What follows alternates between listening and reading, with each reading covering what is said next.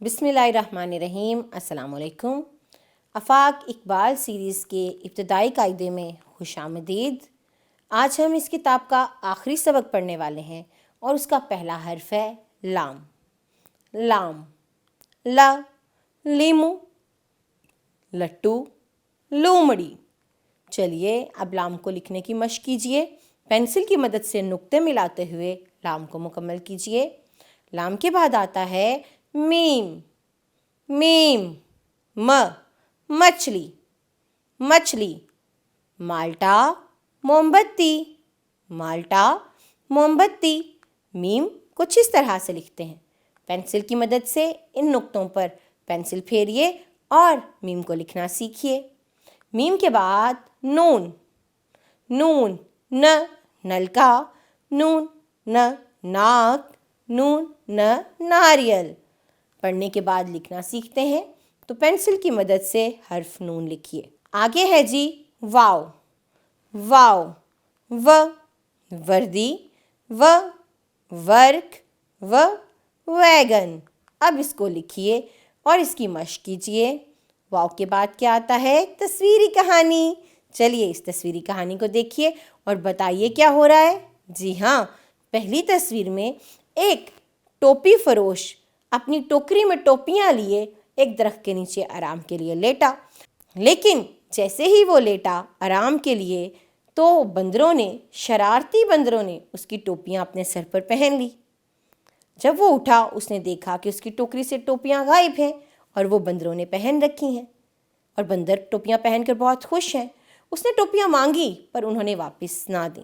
پھر اس کو ایک ترکیب سوجی۔ اس نے اپنے سر پر ٹوپی پہنی اور اس کو یوں اتار کر نیچے پھینکا۔ جیسے ہی اس نے یوں کیا، ٹوپی کو نیچے پھینکا، بندروں نے بھی اس کی نقل کی اور اپنی اپنی ٹوپیاں اٹھا کر پھینک دیں۔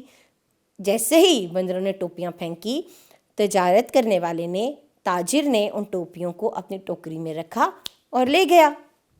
چلیے تصویری کہانی کے بعد کیا ہے؟ اگلا حرف ہے ہے، ہاتھی، ہاتھ، ہرن۔ ہاتھی، ہاتھ، ہرن۔ چلیے اب ہے کو لکھنے کی مشق کیجئے۔ اس کے بعد کیا ہے؟ حمزہ۔ گائے تو حمزہ سے کوئی حرف، کوئی تصویر، کوئی نام شروع نہیں ہوتا، اس لیے گائے۔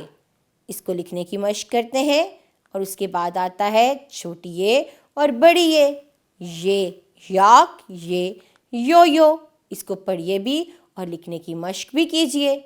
یہاں ہماری حروف تہجی ختم ہو گئی۔ ہم نے اس کتاب میں نہ صرف حروف تہجی سیکھی بلکہ تصویری کہانی اور مختلف نظمیں بھی پڑھیں۔ یقیناً آپ کو کتاب اچھی لگی ہوگی۔ آگے ہے ہمارے پاس ایک سرگرمی میں کیا ہے؟ کچھ تصاویر ہیں، ہر تصویر کے آگے کچھ حروف دیے گئے ہیں۔ آپ نے تصویر کو درست حرف سے ملا کر سرگرمی کو مکمل کرنا ہے۔ ایک اور سرگرمی ہے اور وہ کیا ہے؟ آپ نے حروف تہجی کی ترتیب پر چلتے ہوئے گائے کو گھاس کے پاس لانا ہے تاکہ وہ پیٹ بھر کر کھانا کھا سکے۔